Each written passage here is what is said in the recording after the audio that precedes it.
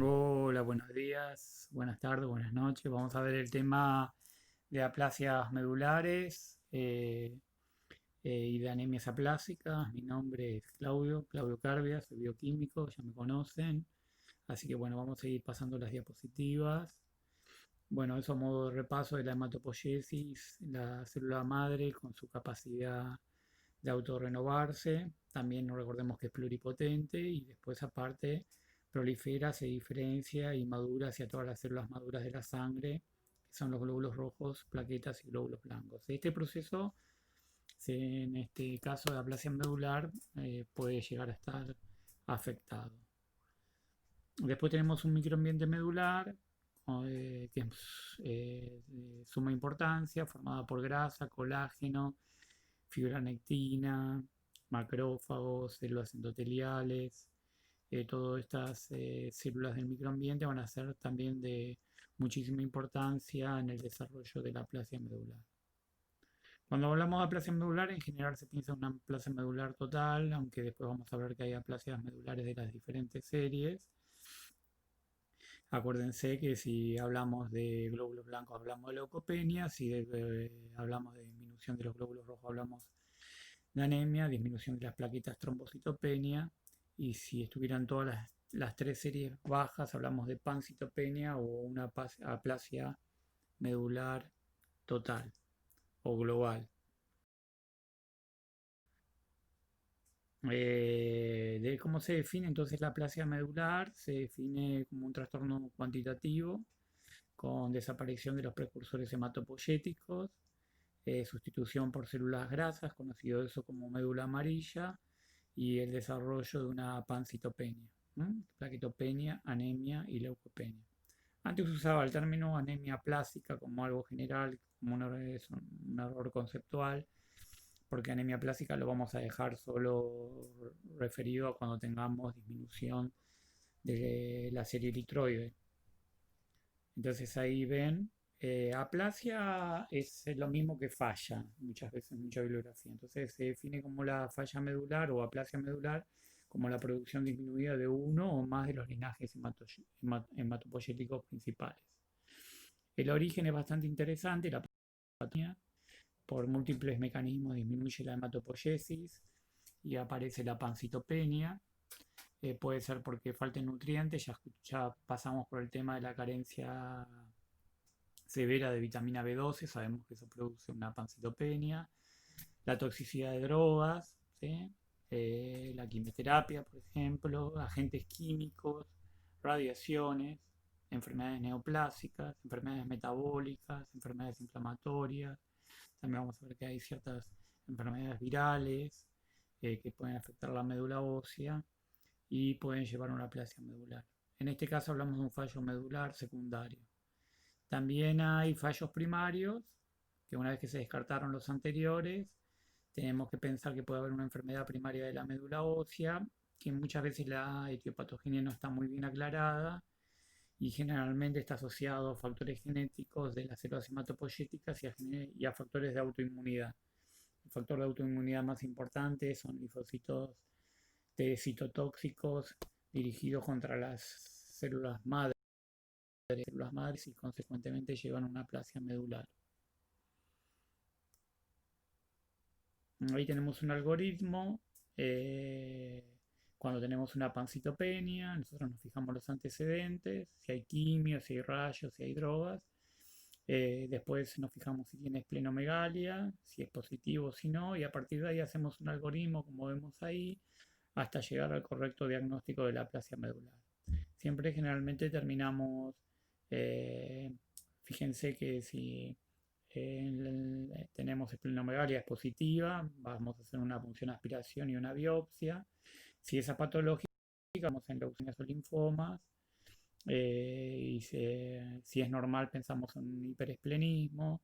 Y así sucesivamente, si ustedes van viendo detalladamente el algoritmo, podemos llegar al diagnóstico de una aplasia medular. Existen muchos algoritmos, este no es el único, este es uno de los algoritmos propuestos. En el algoritmo vemos también como que la aplasia medular cursa con BCM aumentado. Eso en ciertas ocasiones ocurre, pero muchas veces, la mayor parte de las veces, la anemia plástica es normocítica.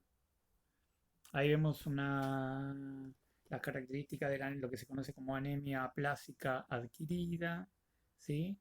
Eh, que en realidad sería una aplasia global y que se la puede clasificar en no severa, severa y muy severa, de acuerdo a los valores del hemograma, de acuerdo a cómo están los neutrófilos. Fíjense que cuando nosotros tenemos menos de 500 neutrófilos, estamos en una aplasia severa y menos de 200 en una aplasia muy severa. Existe otra clasificación como general, vamos a decir, nosotros decimos que una aplasia es grave cuando los reticulocitos son menos un 1%, cuando los neutrófilos son menos de 500 neutrófilos por milímetro cúbico y cuando las plaquetas disminuyen por valor debajo de 20.000. Es intensamente aplásica cuando tenemos menos, en médula ósea tenemos menos de 25% de células hematopoyéticas y decimos que una médula es hipoplásica con más de un 70% de células no hematopoyéticas y entre un 25 y un 50% de células hematológicas normales. Siempre nos preguntamos en el caso de la aplasia dónde está el daño y ahí vemos el gráfico que nos grafica el relacionamiento entre la stem cell y el microambiente medular. Entonces nos podemos preguntar si el daño está en la stem cell, eso es real, eso ocurre, como están viendo ahí.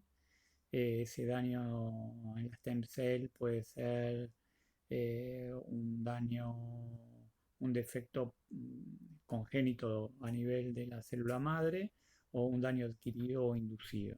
¿Sí? Vemos ahí ya estamos viendo distintas causas que pueden ser dentro de las causas adquiridas como quimio, rayos, virus, procesos inmunes o de origen. Sobre el daño también puede ser sobre el microambiente medular, como estamos viendo acá. Si el microambiente medular está dañado y la stem cell a través de su sitio tocado, también nosotros vamos a tener una aplasia medular. Entonces ahí vemos una diapositiva bastante representativa que nos dice que la anemia plástica hay una reducción en la cantidad de progenitores hematopoyéticos a nivel, se superponen, se solapan todos estos efectos, reducción de la cantidad de progenitores hematopoyéticos a un nivel que no permite la reconstitución funcional, presencia de anormalidades de algunos componentes que regulan la hematopoiesis desde el microambiente medular, o sea, la liberación de ciertas citoquinas, que el microambiente es lo que acabamos de ver que no esté funcionando correctamente, la presencia de proteínas virales, la presencia de fenómenos autoinmunes y la presencia de linfocitos T con capacidad de reconocer y destruir progenitores celulares y o células madre. Entonces acá es importante en la aplasia medular qué equilibrio hay entre la apoptosis y la antiapoptosis.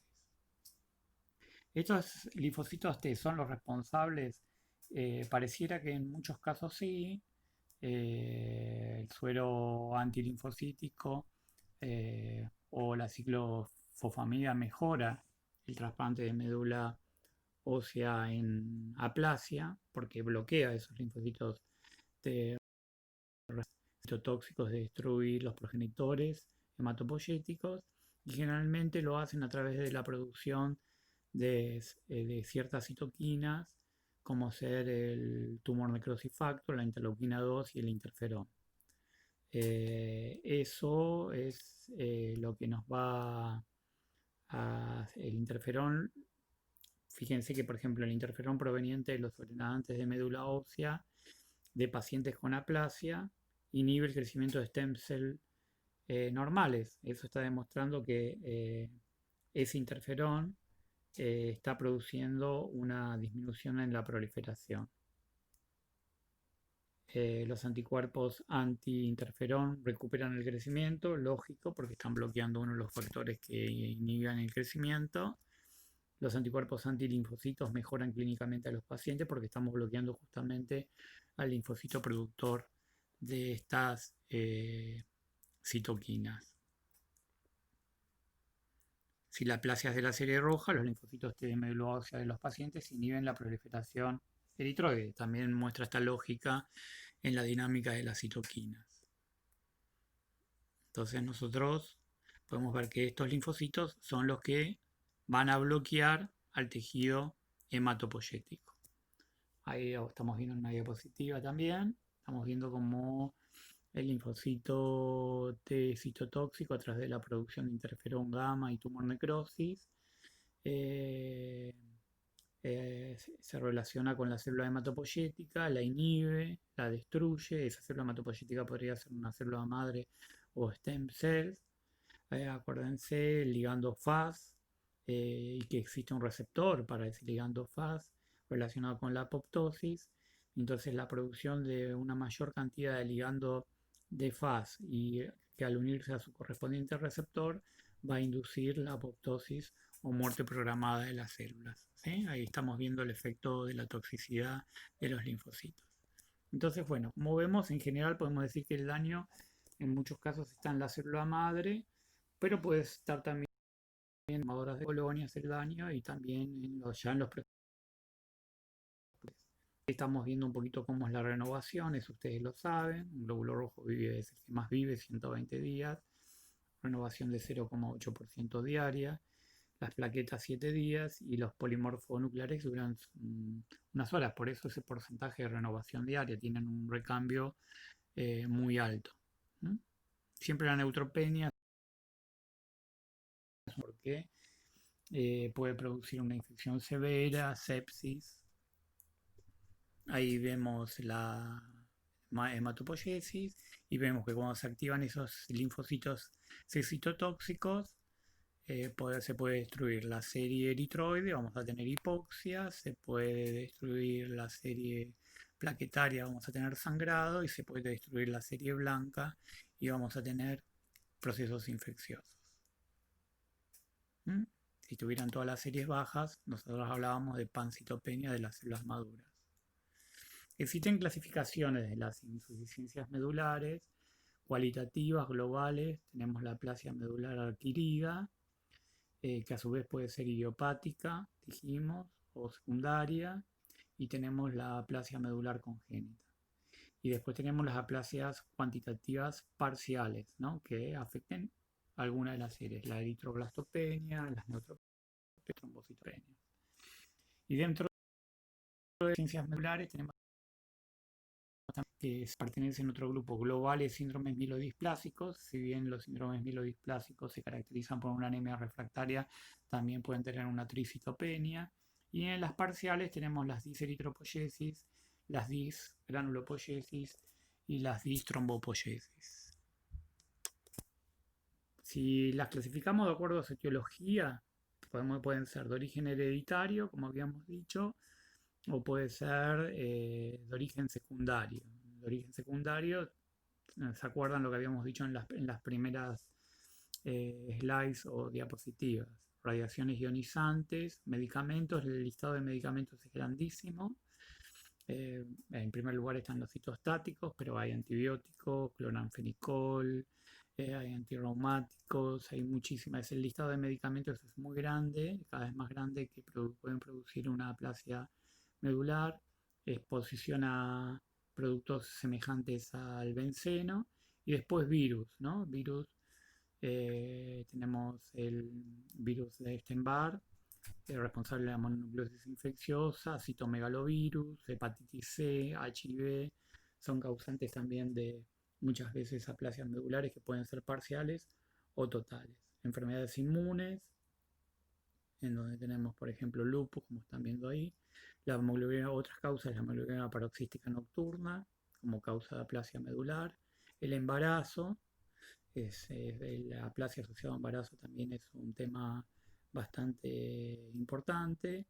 Y después tenemos una serie de casos que es importante, que es de origen desconocido o idiopático. Ahí vemos que en la aplasia medular puede haber una insuficiencia medular global de tipo cuantitativo con desaparición de los precursores hematopoyéticos, y la famosa pancitopenia. Fíjense cuando entramos en el tema de las anemias aplásicas hereditarias, de todas esas que están ahí, con nombres un poco dificultosos, vamos a hacer hincapié en la de Fanconi, y en la de Diamond Blackman, y después de las diseritropoyéticas, que es una clasificación bastante grande, las CDA, que se amplió un poquito a esta clasificación de diapositivas. Ahora vamos a ver una próxima diapositiva donde vemos que está un poquito más ampliado. La más común es la tipo 2, la CDA tipo 2, anemia diseritropoyética congénita tipo 2, que es autosómica recesiva, es la más común de todas y es de la cual vamos a hablar. O sea que de todas estas que son bastante raras, vamos a hablar de las más importantes. Ahí tienen una clasificación que ustedes pueden ver, fíjense. Dentro de las diseritropoyéticas tenemos la tipo 1A y tipo 1B, la tipo 2, la tipo 3, la tipo 4, ¿sí? Eh, en la, en la tipo, en la tipo 2, fíjense que es autosómica recesiva y habla de eritroblastos binucleados, que es una característica bastante importante, y de una membrana plasmática alterada, ¿no? De los eritroblastos. Bueno, esta ADC, esta anemia diseritropoyética tipo 2, es la más frecuente, siendo su incidencia 1 en 100.000 nacimientos por año. La mayor parte se registra en Italia.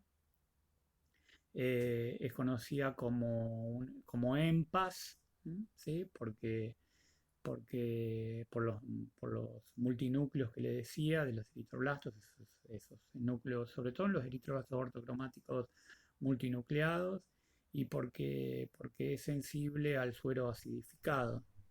Eh, por esa causa se recibe ese nombre de EMPAS, este tipo de anemia eritropoyética. Recesivo, que se presenta como consecuencia de alteraciones moleculares en el gen SEC23B. Ahí tienen las características.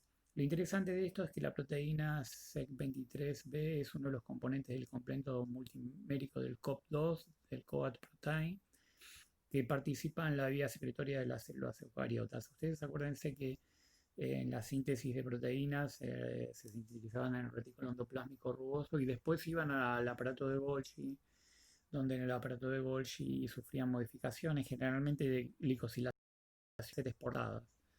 Por eso ahí les dice que participa en esa COP2, participa en la vía secretoria de las células eucariotas transportando proteínas del retículo endoplásmico, donde se sintetizan hasta el aparato de Golgi, donde ocurrirían las modificaciones post-transducción de la proteína.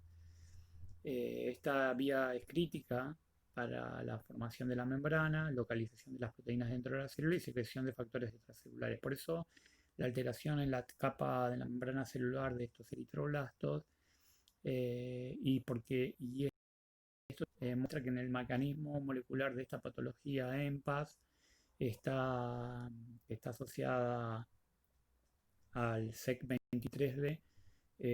A su vez, eso, como va a estar afectado el aparato de Golgi, se va a traducir en una poca o hipoglicosilación de proteínas eritrocitarias. Esto es lo más importante del EMPAS, es la hipoglicosilación de la proteína de membrana banda 3. Hay otras proteínas que también son menos glicosiladas, que va a explicar la destrucción incrementada de los eritrocitos en el vaso en esta anemia diseritropoyética tipo 2. La alteración de la glicosilación determina a su vez la acumulación de proteínas mal plegadas en el retículo endoplásmico y la activación de mecanismos moleculares después del estrés y la constante muerte celular por apoptosis o eritropoyesis ineficaz. Ahí lo tenemos más resumido. Se hemolizan en presencia de suero normal acidificado, pero no ante el suero propio, a diferencia de lo que ocurre en la hemoglobina paroxística en los glóbulos rojos del paciente que reacciona con IgM anti-EMPAS presente en el suero normal.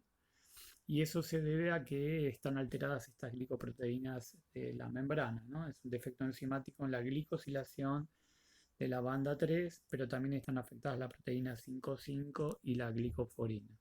Ahí vemos el mecanismo molecular.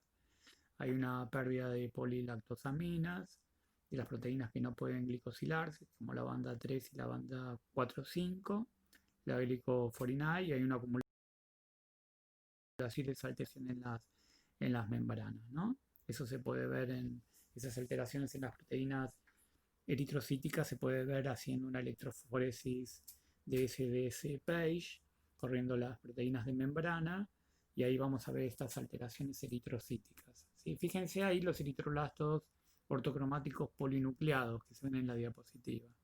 Después tenemos la de Black Fan Diamond, que yo les había dicho, es genética, fenotípicamente muy heterogénea en la infancia temprana. Hay una disminución o ausencia de precursores eritroides, anormalidades físicas muy importantes, variables y predisposición a enfermedades malignas, ¿no? Se describen distintas formas familiares esporádicas. La más común es autosómica dominante. Se ha constatado en múltiples casos familiares afectados por determinados tipos de genes que ahí tienen descriptos. No es una patología muy común, pero se asocia generalmente al funcionamiento de los ribosomas, esta patología, ¿no? De los ribosomas. Vimos en la anterior que el problema estaba, en la anterior patología, el problema estaba en el aparato de Golgi y en la glicosilación, y en este caso, en esta patología, el problema sería de origen ribosomal. La anemia, después tenemos la anemia de Fanconi.